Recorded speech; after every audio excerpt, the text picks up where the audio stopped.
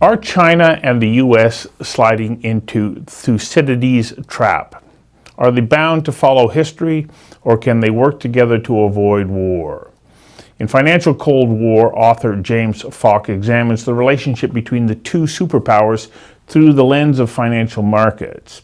The book reveals how the global financial system is contributing to geopolitical tensions, and it offers a pragmatic approach to de-escalation. Falk explains little attention has been paid to the diverse range of policies, regulations, infrastructures, and conventions that support the global financial system. And without an appreciation of these and the history of how the system has come about, it's difficult to understand the full scope of the systemic financial challenges facing the world's two largest economies, much less devise effective strategies for navigating the treacherous waters we're in.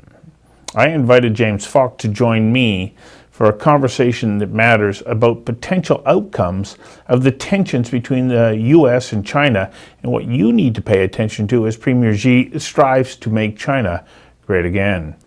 James, thank you for joining me. Thank you for inviting me. You know, what has happened that has brought us to this point?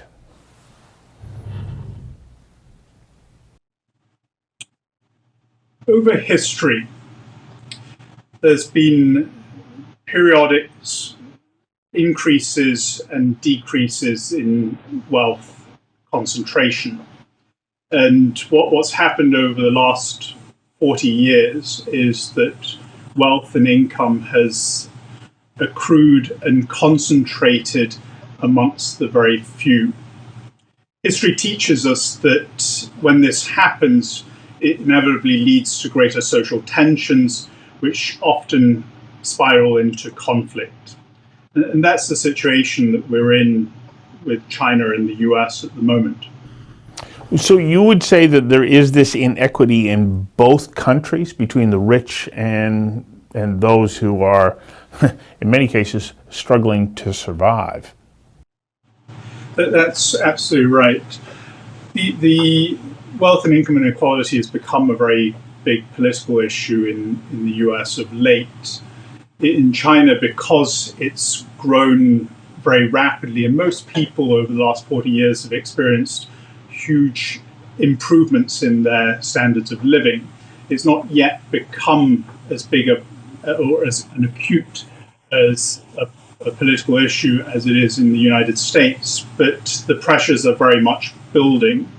And what's happened in both countries is that these issues are complex and they often involve conflicts between different segments of society. And it's very tempting for policymakers, rather than to deal with these difficult issues, to turn to often populist and nationalist populist rhetoric, which really doesn't help matters. And in the specific circumstances of the United States and China, has worsened relations even further.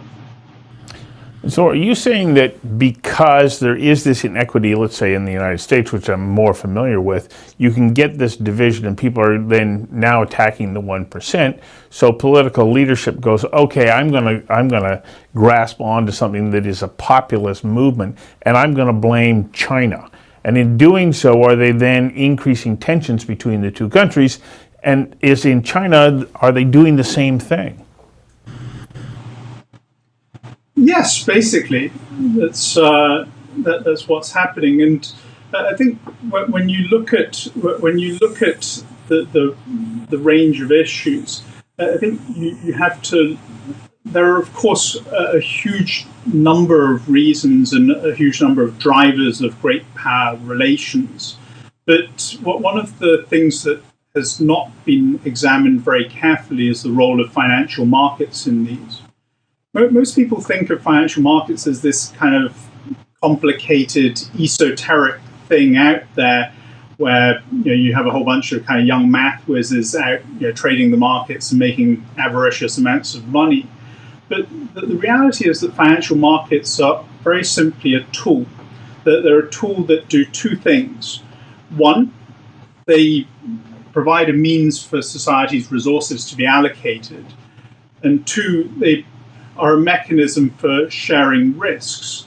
And so ultimately, financial markets are an allocative mechanism, and by and large, they work really well, but they don't always function perfectly efficiently, and they have no inherent tendency towards fair outcomes. And so that's really where regulation and laws and regulators and governments come in. And what we've seen over the last 40 years is that for various reasons, and some of them quite innocent, that the system has just simply abdicated its responsibility for putting the guardrails around the market. And one of those drivers in particularly the Western world has been this embrace of free market ideology, that the expectations that markets are self-correcting, and so as long as you leave them alone, everything will be all right. That's turned out very clearly not to be the case. So in your book, you start off by describing or laying out the history of the establishment of the US dollar as the dominant currency in the world. Why is it important that we understand that if we're to understand the dynamics that are underway right now between China and the US?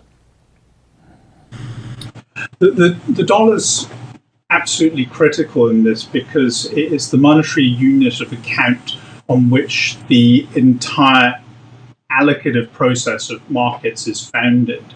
They're really kind of, when I talk about the financial Cold War, people often think about sanctions, they think about trade wars, they think about all the banning of banks from SWIFT and all these types of measures.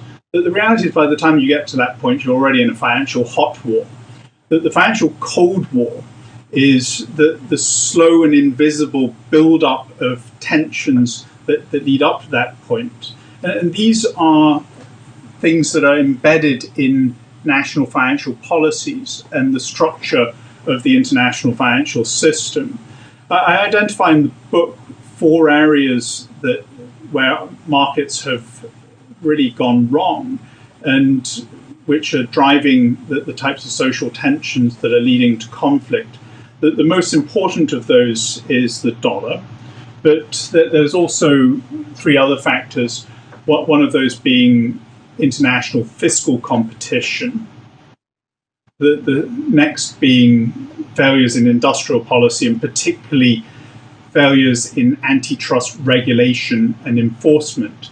And the third is the perverse incentive structures that often exist for the people pulling the levers of the economy. So when you look at the way that the dollar has driven or played a role in driving those social tensions, you have to take a step back and look at what the last 100 years of monetary history has been. At the end of the Second World War, the dollar was lodged at the center of the global monetary system through the Bretton Woods Agreement in 1944. Okay, so does this put the United States at risk, or does it put those other countries that have invested in the dollar as their cash reserve, in essence? Are they more at risk? And is it this tension? Because if we take a look at the fact that China owns so much of the American debt, does fluctuations in the dollar have ripple effects through both countries and economies? It clearly does have ripple effects through both economies. The structural fragility has created volatility for both countries and all countries around the world. And that source of volatility is a source of instability that periodically blows through the world, creates a whole load of havoc, including displacement, job loss, and other socioeconomic tensions. The huge amounts of debt and reliance on the dollar has created, without a doubt, a huge risk for other countries, because ultimately it's not just simply the value of the dollar or potential depreciation risk that they face, but it is also the possibility that they may not be able to access those funds, or they could be frozen out of the international trading system or the international investment system because the US doesn't like them or doesn't like what they've done. The United States has more of a muscle that it can flex when it's directed at Russia, but not so at China. Is it not in both countries' best interest to figure this out?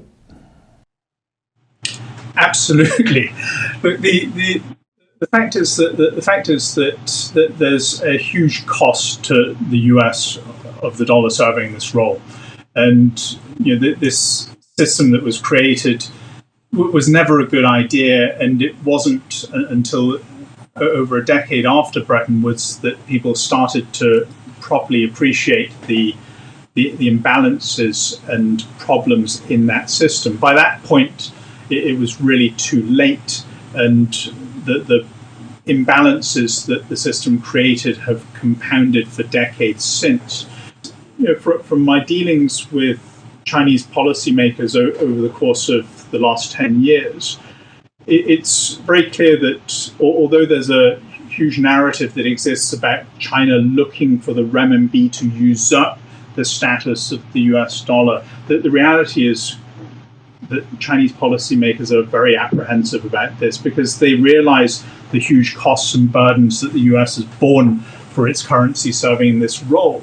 And so they've been very cautious and very slow in allowing their currency to internationalize.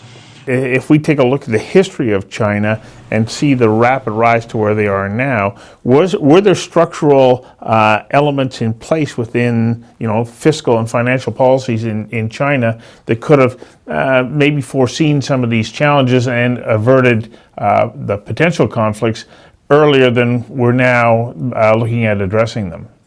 For China, over the last 40 years since reform and opening up, it's followed a path whereby it's had one real asset, which is it's had a huge, abundant labor supply. And so a very big driver of China's prosperity today was the fact that the government harnessed this generation of baby boomers as they went into the workplace and started earning and saving. The Chinese government, rather than building up huge debt to international institutions, that they've used the control over the state banking sector to direct those savings into investments in infrastructure and other development. And so in order to do that, China has suppressed consumption. And so Chinese consumers generally consume a far lower proportion of their savings than Americans and a lot of Westerners. But ultimately, that's created an economy that's very much driven by a top-down, investment-led growth model. And that's a model that today is running to the end of its road, in large part because China's population is aging very rapidly. Over the next 40, 50 years, China is not only going to see a decline in working age population, which is already happening, but it's also going to see a decline in its absolute population. And so the continuing of pouring of concrete as a means of driving GDP growth is leading to huge misallocations of resources, where ultimately, if it continues, it is going to create huge socioeconomic stress on Chinese society. So China needs to reform their model. It needs to both see a greater consumption by Chinese consumers, but it also has to help those consumers invest in assets that are going to help support them through their retirements. And the big problem for China is that because it's run this system for so long, it has underdeveloped its capital markets. And so when you look at the allocation of Chinese investors' savings, the largest pool of savings goes into residential real estate. I think something like 78% of urban household wealth is held in residential real estate. This compares with around 35% in the United States. The next largest pool of China's wealth sits in bank deposits. So China needs to get more of those bank deposits into stocks and bonds. And one of the challenges that they've got is that China's capital markets, larger as they are not deep enough to absorb that amount of capital in a short space of time without creating huge asset price bubbles. And so China needs to allow more of those portfolio investment flows to go overseas. The challenge that they face now is that if a Chinese investor invests outside of mainland China beyond Hong Kong, he or she is entirely dependent on a Western-controlled payments, settlements, and custody and depository system. And when the Chinese government looks at how US sanctions have been affected on Russia, they've just said simply, look, we just cannot possibly run this type of financial security risk. And so this has led to this kind of rather self-defeating conflict, where it would certainly be in China's interest to allow, all the thousands and tens of thousands of Mrs. Wangs sitting in Chongqing and Shanghai to invest in a few shares of Apple and Google.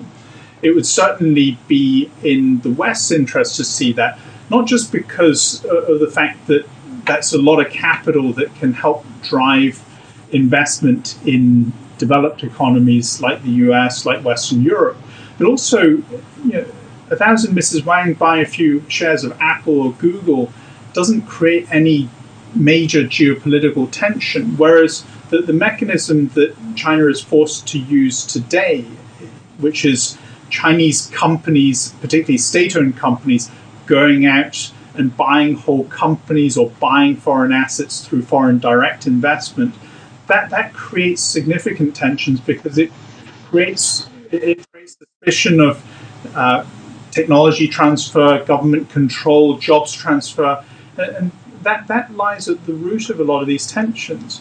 If China was able to allow its citizens to individually go out and buy bonds and buy shares in other parts of the world without having to worry about the risk of US sanctions if they happen to come into conflict over a particular issue, you could remove a lot of the major points of stress and conflict between the two countries. Here in Canada, Huawei is, poised to become the supplier of 5G, and there's a considerable amount of uncertainty and public, opposition to this idea because of just what you're saying. The average person goes, well, this is a state-owned company that is going to get access to everything that's happening in Canada. And so then there is this fear. Do we have an interconnected financial world when we start to feel that our IP and sensitive information is going to be open to a foreign nationally owned company? This is a particular challenge of our time as communications and platform technologies have proliferated. I think that there are quite legitimate concerns that need to be addressed. The reality is that companies like Facebook, Google, and so forth are just as likely to abuse their control of access to that data. And so in that sense, it's something that governments around the world need to come together to address. In Europe, they put in place regulations that control or protect data privacy of consumers, and consumers are able to select what data they share. So, what is the most important thing that we need to be paying attention to as leaders in really the United States and in China make decisions, and how that can escalate or de-escalate tensions that arise in a financial Cold War? The narrative over recent years has been around decoupling or disengagement. The reality is that the global economy, international investment of trade have made the United States, China, and other countries so intertwined and interconnected that any attempt at decoupling would simply reduce prosperity for us all. We can't look back on that. What we need to do now is to make sure that the financial system and national financial policies work better to better distribute the fruits of economic growth, so that those tensions that have been simmering below the surface and building up can be de-escalated over time. Do you believe that we can, or the two countries can, avoid the Thucydides trap? I believe that it can, but ultimately it's going to depend on lots of individual small moves made by both countries' leaders. Is that what you were hoping would be the outcome of writing this book, that you could put this situation forefront in the minds of enough decision makers that they can be aware of what potential problems may arise? Part of the reason in writing the book was so that policymakers might be able to better understand and hence adjust their policies. But the book is not just at policymakers. Ultimately, these decisions, these financial policies, affect each and every one of our lives. And so, in very large part, I also wrote this book to help explain it to everyone, so that each person can put pressure on their political representatives to make sure that they're doing the right things and acting in the interests of society as a whole, rather than just having a knee-jerk emotional response. Exactly. Well, thank you, James. We've gone way over for my television show, but I'm going to run the whole piece online. I appreciate your time. Thank you very much. Thank you very much, Stuart.